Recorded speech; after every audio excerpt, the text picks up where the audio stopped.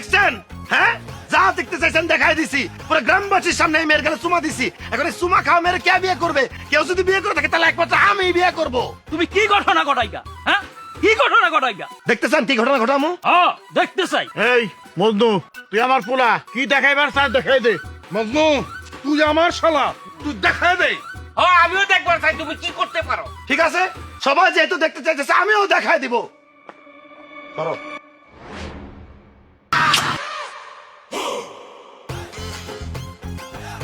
দেখছেন?